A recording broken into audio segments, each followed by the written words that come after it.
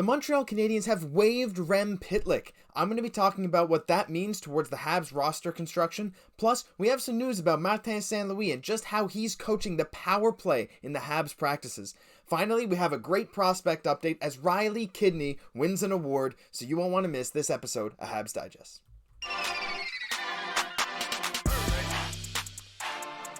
Hello, bonjour, ahoy, and welcome to this news edition of Habs Digest for November 7th. I'm your host, Josh Gosse, and before we get into the video, again, very quick, don't forget that around 85% of you guys who are watching these daily videos are not subscribed. If you're part of that 85%, you notice that button's not hit the subscribe button, hit the bell for notifications so you can get your daily Habs news from us here at Habs Digest. So let's get into the first topic today. Rem Pitlick is waived. What does this mean? So, for those of you that were watching the Habs last season, you may have seen that we claimed Rem Pitlick off of waivers from the Minnesota Wild last year. I'm a Habs and a Wild fan, and I'm a big fan of Rem Pitlick himself. Last year, I thought he played amazing for Minnesota. I was a little upset when we waived him because he looked fast, he had a goal-scoring touch, he was getting some points here and there. But you know what? When Montreal picked him up, I couldn't have been happier because he went to my number one favorite team, the Habs, right? And he came to Montreal, and he was averaging about half a point per game last year. He looked like he really fit in with the roster. It looked like he could be a solid third, most likely fourth line piece for the coming years, just to, fill in on the wing. But we got news today from the official Canadien de Montréal Twitter account. Rem Pitlick ne participera pas à l'entraînement d'aujourd'hui. He will not participate in practice today dans le but d'être soumis au ballottage for being placed on waivers at 2 p.m. So I was a little sad to hear this news.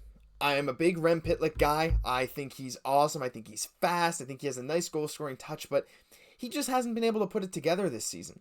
And I mean, I can't really blame him. He's getting a lot of fourth-line minutes, not dissimilar to what he did last season, but it just feels like he couldn't get anything to click this year. His passing isn't what it used to be. His speed is still there. He's working hard, but he's almost trying to do too much. I mean, he's been healthy scratched in a number of games, and if you guys remember, when Nick Suzuki had that Datsukian penalty shot goal just, about a week ago, it panned up to the box, and Rem Pitlick just wasn't amused, wasn't smiling, wasn't laughing, just was staring at the play.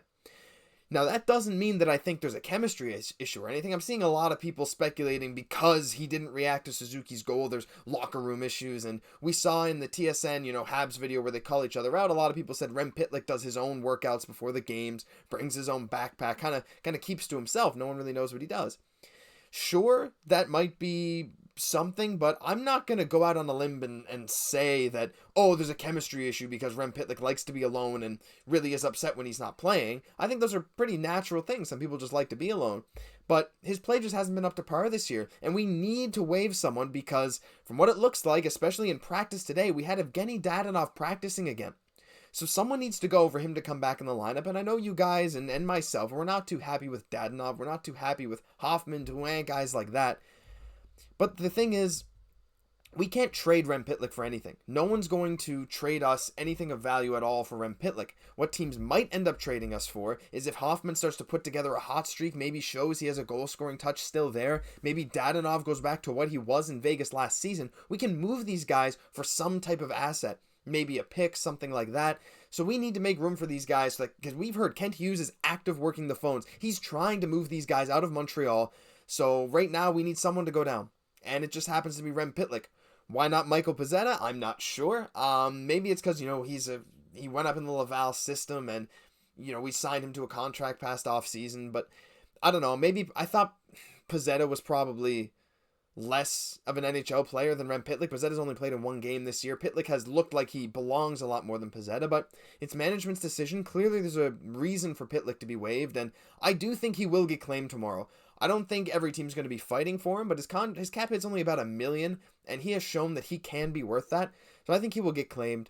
But the big news about this, too, is not only does it make room for Dadonov, we didn't send Slafkovsky down to make room for Dadonov, which means that, as of right now, Slafkovsky is definitely going to be here for his 10th game coming up tomorrow on Tuesday, and we'll probably have him for the rest of the season. So that's the good news coming out of all this. All the same, I love Rem Pitlick. I love what he did last year for Montreal, and I wish him the best wherever he ends up if he does get claimed. And if not, great, maybe keep him in Laval if we need to, and maybe he can fill in later this season or next year. All right, well, let's move on to topic number 2. Martin St. Louis is dead set on fixing the Habs power play. You know, it's no secret that this season Montreal's power play has really been struggling. Although it's been coming along a little bit better in the past few games, Montreal started off on a horrible cold streak to start the season. Our first 5-on-4 power play goal, I believe, came against St. Louis.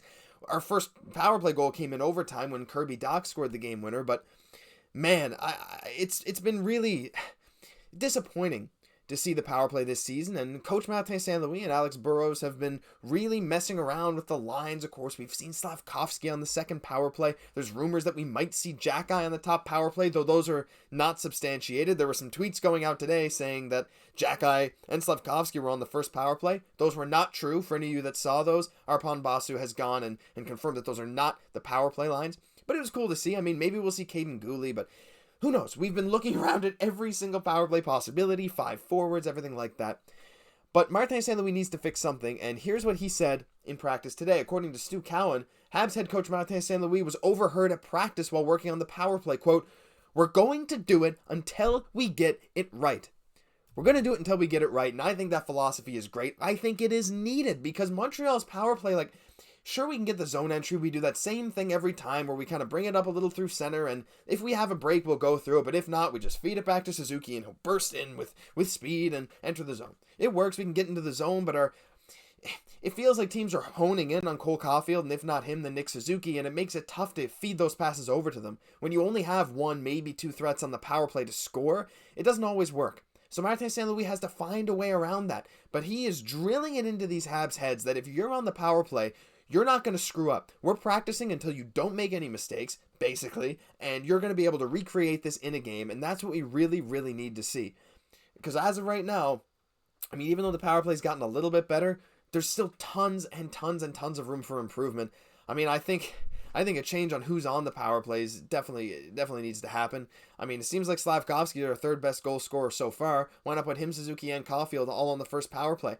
Why not? Then you have 3 legit scoring threats so that they're not just focusing on Caufield, who you're clearly trying to get the puck to. I mean, Suzuki can shoot too, but clearly you're aiming. Like when Suzuki goes down the middle, you're playing for that pass to Caufield. And defenses are starting to play around that a bit. And I think that led to some of the struggles early in the season.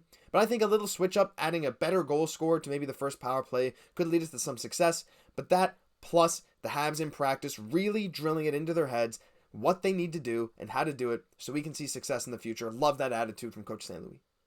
Our final topic today, a very, very quick hitter right at the end. Riley Kidney, QMJHL Player of the Week. If you don't know Riley Kidney, he is a Habs prospect, and he has been playing in the QMJHL so far this year, and as a couple of Habs prospects have been. Joshua Waugh is another notable one, but Riley Kidney was drafted number 63 overall in 2021, so a second-round pick, a late second-round pick, and he's been playing with Evgenii Bathurst in the QMJHL. This is his 4th season.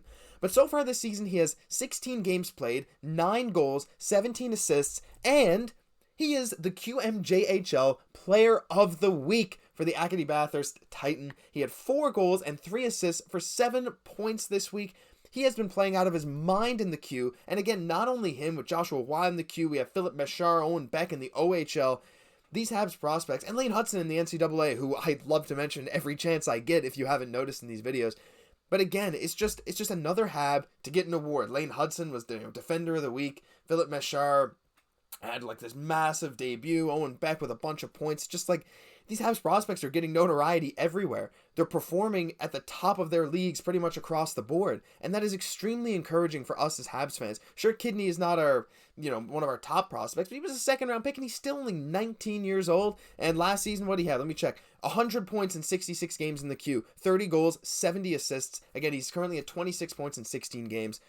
It's just awesome to see these Habs prospects continue to thrive in their environments, and I'm just super excited for the future. As I say in every video, I mean, I think we're really spoiled with some of the exciting prospects we have up and coming. But that'll do it for today's news video. If you liked the video, feel free to like it down below, subscribe, comment anything you agreed with, disagreed with in this video. We're trying to hit 2,000 subs by the new year and 5,000 subs by the end of the season. And if you guys could help us out with that, we would be so grateful. We just hit 1,500 subs. We're so happy to have you along with us. But I've been Josh Gosse, and we'll catch you in the next video.